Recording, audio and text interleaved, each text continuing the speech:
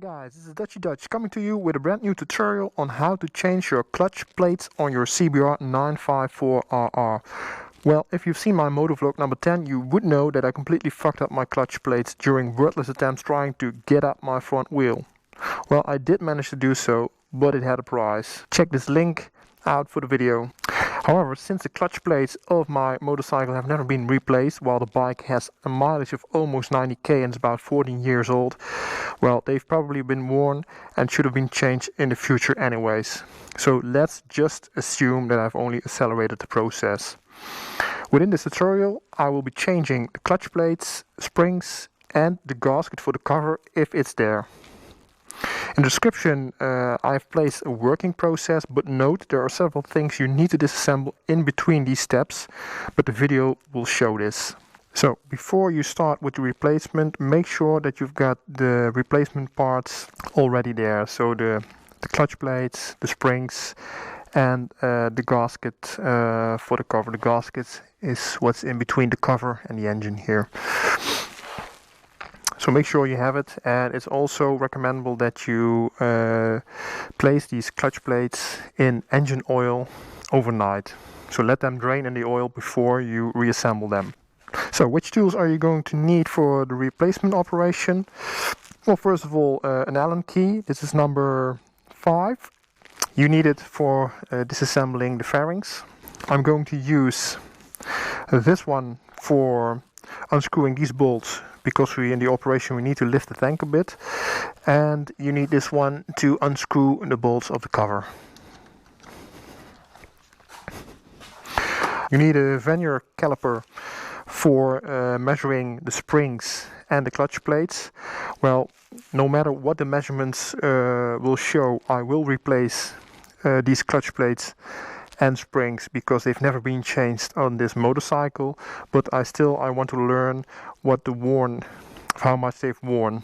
And well, this is the most important tool when you're working in a shed. Make sure you got some hot tea. Furthermore, I use this manual, service and repair manual of Haynes.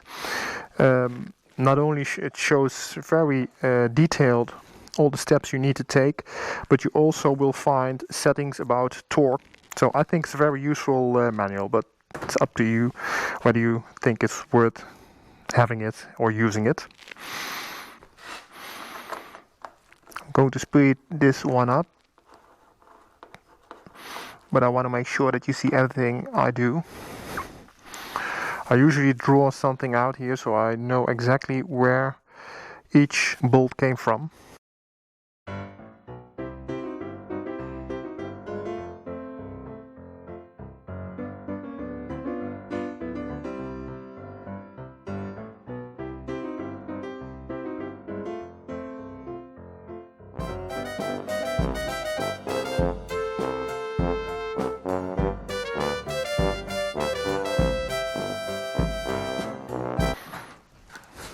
You're also going to need a screwdriver for these plastic screws here, which connect both left and right fairing.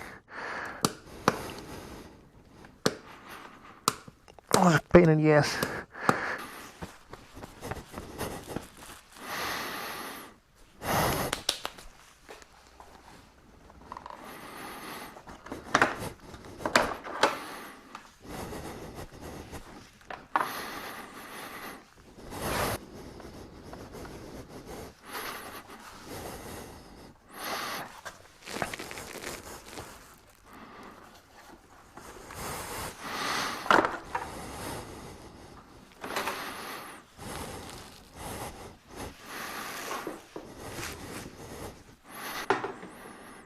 The right fairing has come off. I hurt myself a bit with these little plastic screws, but okay. Well, it looks quite clean. Little scratch. I fell one time, long time ago. It's a little sweaty. Could be the gasket. Well, I had a phone call with the dealer or the garage where I bought it. It's a really nice guy, very helpful. It's more a mechanic than a salesman. and well, he doubted whether there was a gasket between the cover and the engine. So we'll just have to find out. Eventually. So my replacement parts have been delivered. I was waiting for the clutch plates, or friction plates as they call it. I ordered the original Honda parts. A small note, as far as I know, you can't order these original Honda clutch plates as a private, so you have to go to your dealer and they can order them directly at Honda's. So therefore it took a while before I had these clutch plates. Well, here is an exploded view of the clutch plates, and here you can see this one here, this and this one are the clutch plates. These here in between the clutch plates are the plain plates from steel.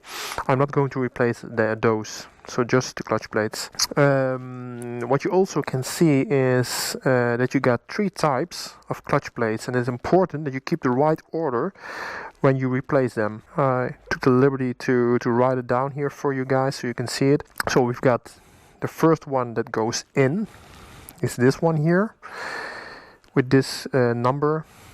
That's this one. Then you got 7 in between these, and then you got a third type of clutch plate, and that's that one. It's the last one that goes in before you replace the pressure plate, which is this one here. So make sure that when you drain these plates that you place them in such order that when you are going to reassemble everything, that the first plate that has to go in is the one which is lying above. So you can just take them in the right order out of the bucket. Clutch plate, plain plate, clutch plate, plain plate, in that order. So first we're going to put some oil. This is a clean bucket.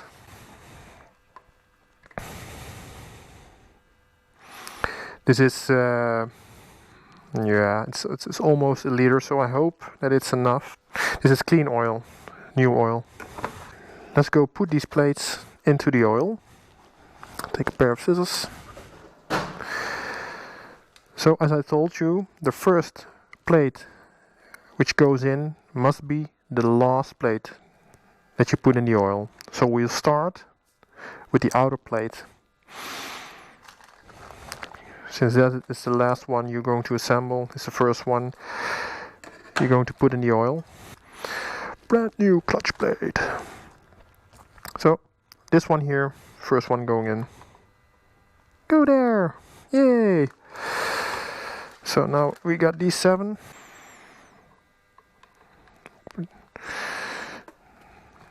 So we're just going to put them in a bit of a circle.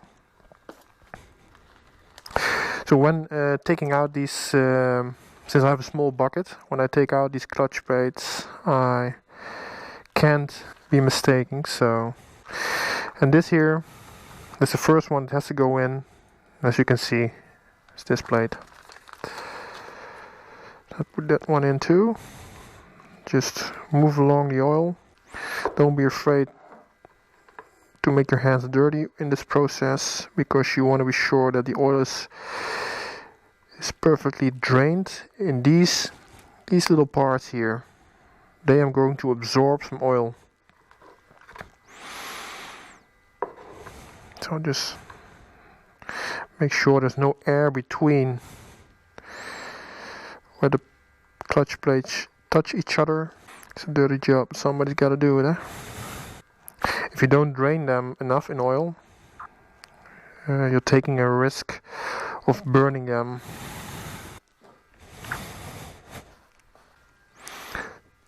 Well,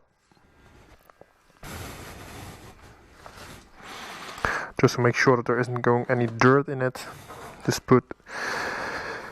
cover it up. Okay, so that's the preparation regarding the clutch plates. I also got delivered 5 brand new clutch springs, and I talked about the gasket. So just to make sure that you know what I'm talking about, the gasket is what's in between this cover here and the engine, so this part. I was wondering whether it would be, well, let's call it a paper gasket, or that it would be something like a silicon-based gasket. Well, what's in between here is a silicon-based gasket. So when I take this off, it's very important that I clean up all the residue of the silicon. You won't want that shit in your engine. So I have to clean it. There are all sorts of stuff on the market for silicon-based gaskets. Cheap stuff and very expensive stuff. And well, just make sure you use the right ones. Get yourself informed by a shop or anything else, or a dealer, whatever. I've chosen to buy this particular brand. It's Loctite, but this is actually stuff which is used for industrial purpose as a flange sealant, but it's also perfectly well usable for this here. So this is what I'm going to use for the gasket. I'll show you later up in the video how I use it. It's not difficult. The next day. So let's have a look. It is drained overnight. That looks okay. So now we're going to start dismantling the cover. First we have to unscrew these bolts for the clutch cable bracket. Note this position of this bracket. Once we've loosened this one up,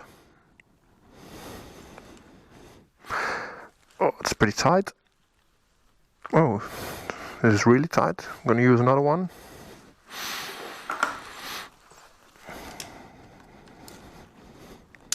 Yeah, that's better. When you loosen these bolts, you can take the cable out here.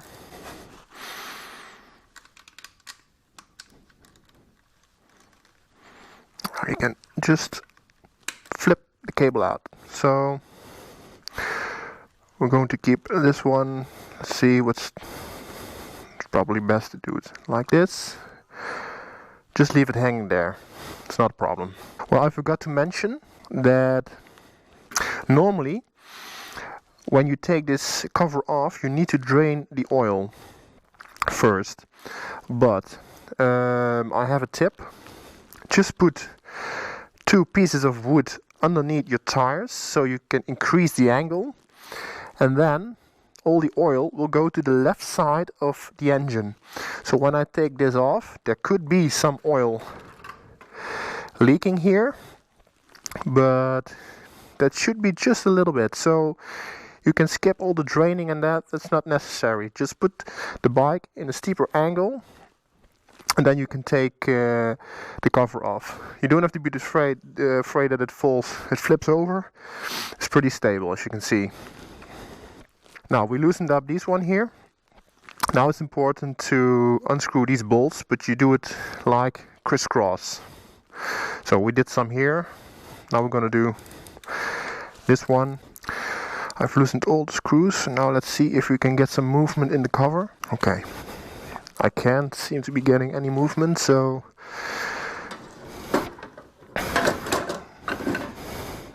I'm going to use a rubber or nylon hammer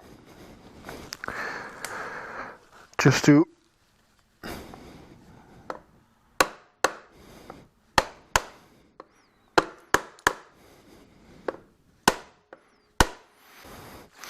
we have to wake him up. Always be careful. Use a softer material when things on your bike get stuck, so you won't damage anything or scratching things up. Let's see. There's here a little point. You could put something behind it. Just be careful. You don't want to force anything or damage anything, but yeah, now it comes. You can see it opens up. Still no oil, so I guess the angle is okay. Never force anything. And with a piece of wood, you can't damage anything. But you can create a momentum. So here it comes.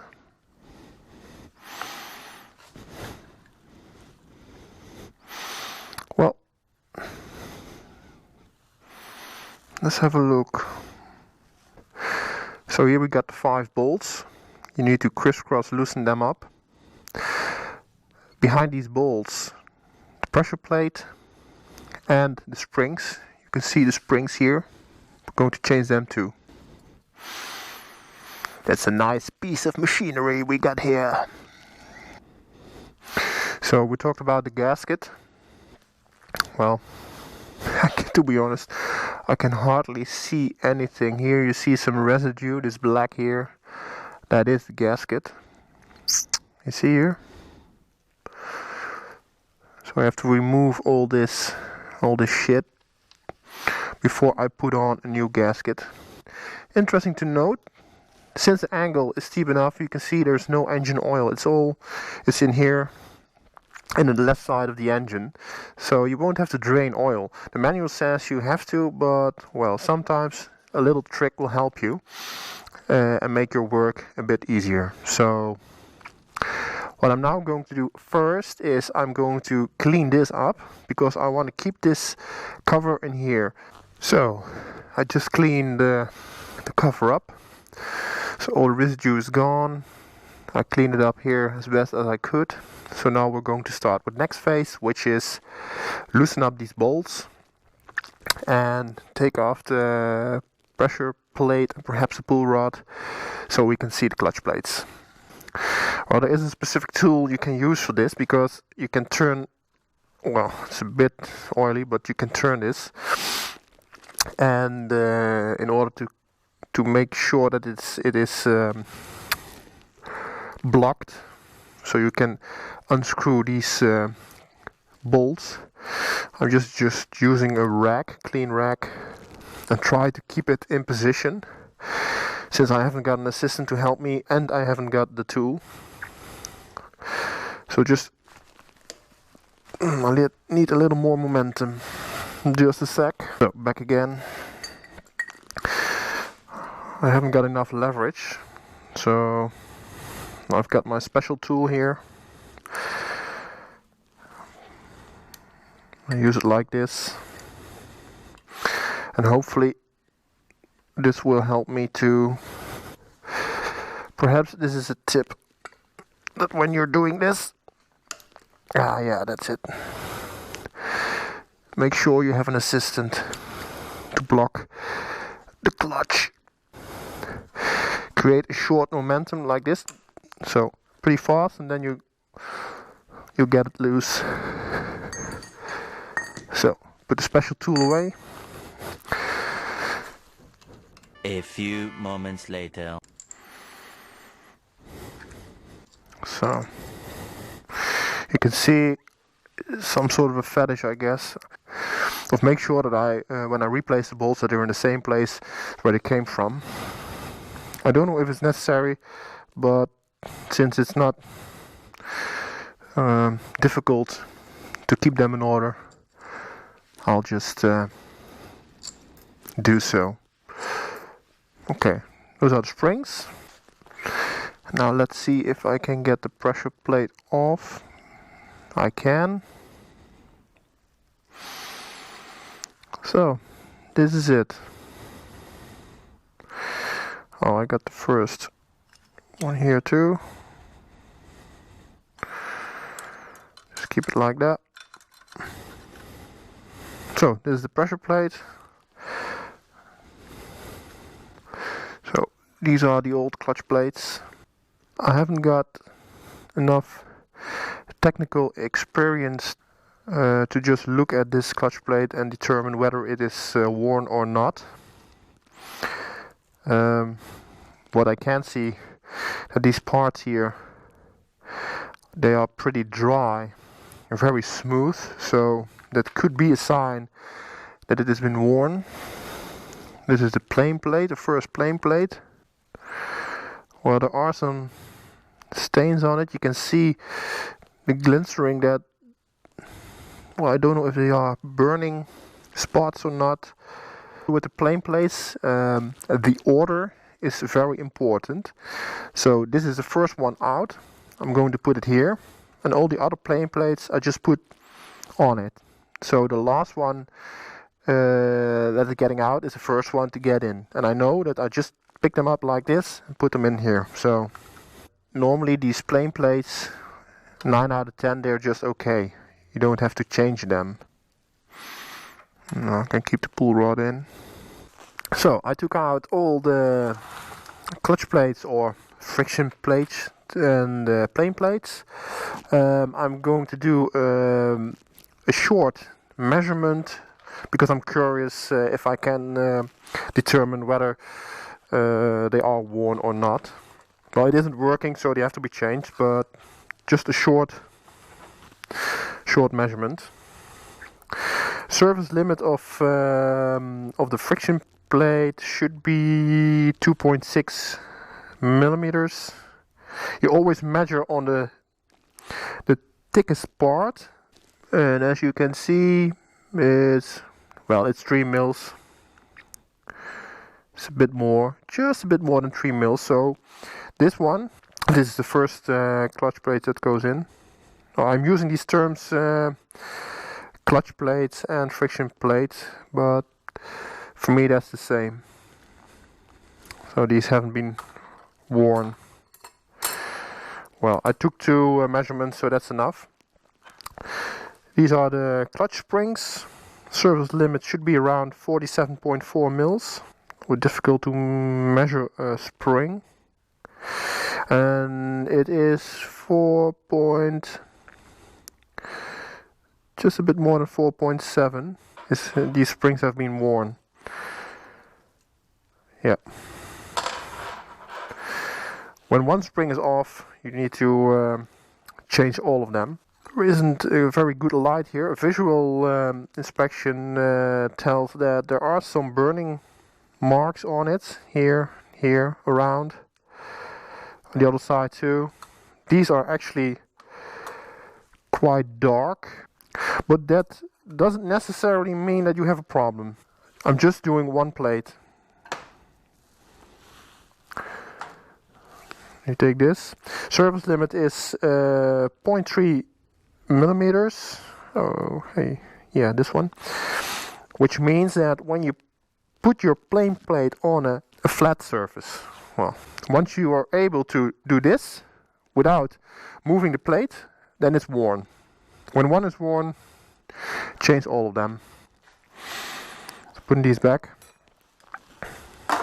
So it's just a quick measurement of the plates. So what's next? I won't be needing this one here. I will be offering them to the goddess of speed. These are also offerings. These don't have to be drenched in oil, but just make sure that they're clean when you put them back. After I finish this, I really hope that it will help you guys to do it yourself. Since I'm filming almost everything, that's because I want this video to work for people with a lot of skills, but also for people who haven't got that many skills like myself. So now we're ready to reassemble our plates and springs. So here we go. We've got everything here. All the plates, we've got the springs, we've got the pressure plate, and we've got the bolts underneath the pressure plate. So let's just start by putting all this stuff back in. This is the first one. Use your fingers just to bring it into place. Then the plain plate, and so on. It's a bit of a messy job, but that's just the way it is. A few moments later. And the last plain plate and the final clutch plate. So this should be it. So what's next?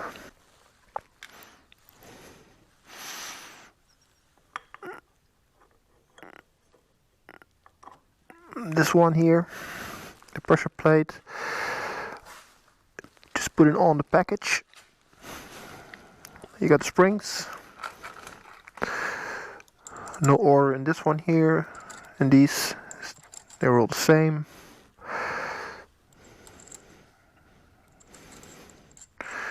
Okay, and now we got the bolts.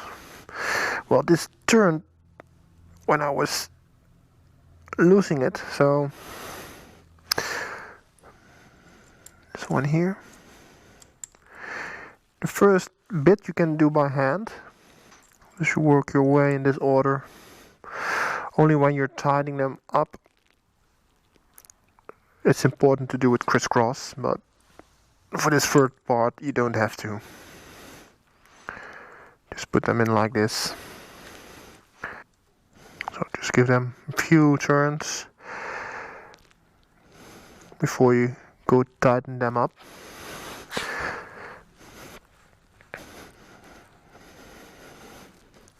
Well, the torque,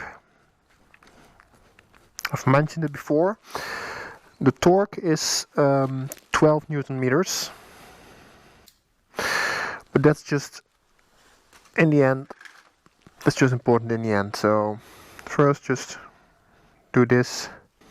It's really important that pressure is all the same, so this may take a while, and I'm not in a hurry actually. I'd rather take my time and do it right instead of being hasty and make mistakes. Okay, now you can feel that you have to push harder to get them around. At that point, we'll stop using this tool and we go over to the torque wrench. Right torque setting for these bolts is 12. So this is 12. Just take your clean cloth again and then not immediately go to the 12. Click. When you hear the click, then you're okay. A few moments later. Click. So this should be okay. So now that we've put this together, our next step is to get the gasket, the liquid gasket on. First make sure there's no grease, oil I mean, there's no oil on this surface here, so we're going to degrease it.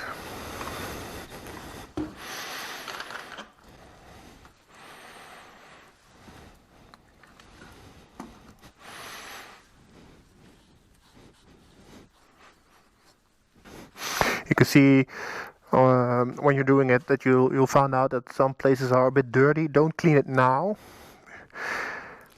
Just do it afterwards when everything is reassembled. So then you're absolutely sure that there is no dirt falling into the engine.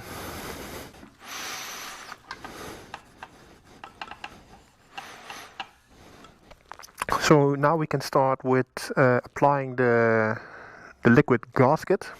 I'm going to put the gasket on the cover here and then replace the cover back to the engine.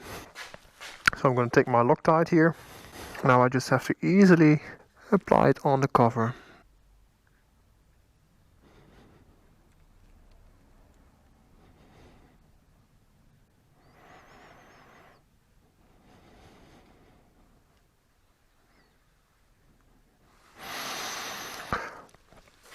Well, in theory, you just stay on the inner side of those places where the bolts are going to be. If you choose the outer side, well, I have been told that the chance of leakage could be bigger. I'm taking no risk, I'm doing both.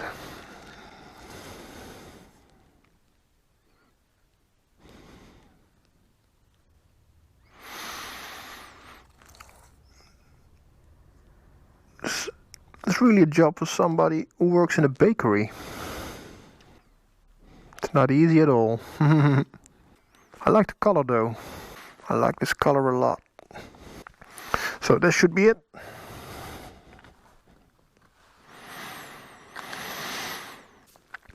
Now we're going to put the cover back on and start fixing the bolts.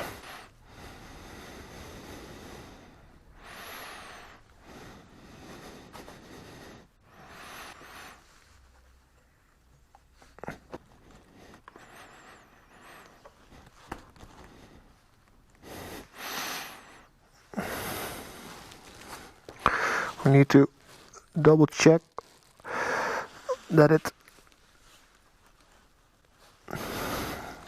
it's all, yeah, it's in position.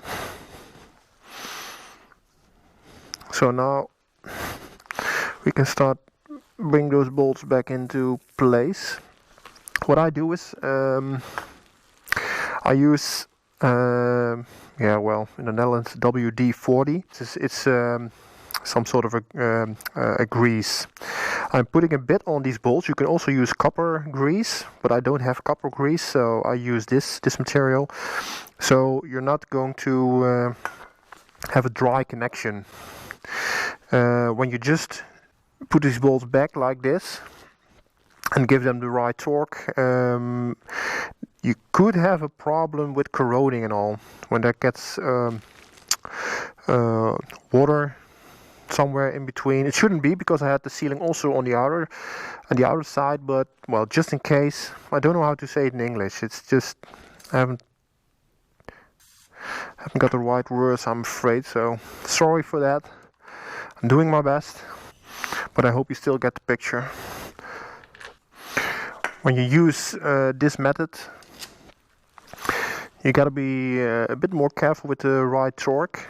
I would advise to, well, when the torque should be, for example, 10, keep it around, well, 50% lower. When it's greasy, there is less friction, so there is a risk that you tighten it up too fast. So this is the same as when we dismantled it, crisscross, tighten it up, and then you should be fine. So I keep it around 10.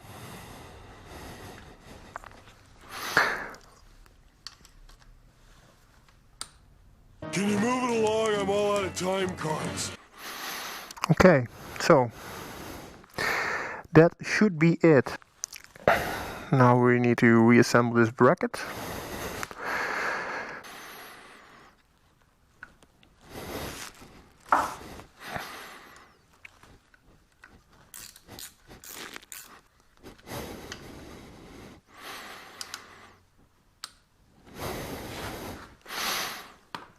So, for now, we're ready. Tomorrow we'll do a little testing, so to see whether the slipping is gone. It should be gone. And, well, after that, we're going to put back the fairing, and it should be okay. So hi guys. After all the work for changing the clutch plates and springs, today I did 2 tests. This morning I took the bike for a short ride just to find out if the gasket was working. So when you're riding about 20 kilometers, the oil gets hot, the engine gets hot, and well, I just wanted to know for sure that I wasn't leaking any oil. Well, since that wasn't the case, was the case, I have to say, because there was no leakage, I reassembled the right fairing, and I took the bike for a test ride for about 100 kilometers just to see whether the clutch was working as it should, and it was the case. So first time changing clutch plates, and it worked. So hopefully this video will give you enough footage and knowledge to change clutch plates yourself. I hope you've enjoyed it. It was a bit of a longer video since I filmed nearly every step that I took, just to be complete in the working process. So it was a bit of a longer video. I hope you enjoyed it and that you've learned something about it. Well, I've learned a lot from it, and I'm very pleased to see that everything is working like it should be. So Thanks for watching, and you'll be seeing me later. Ride safe.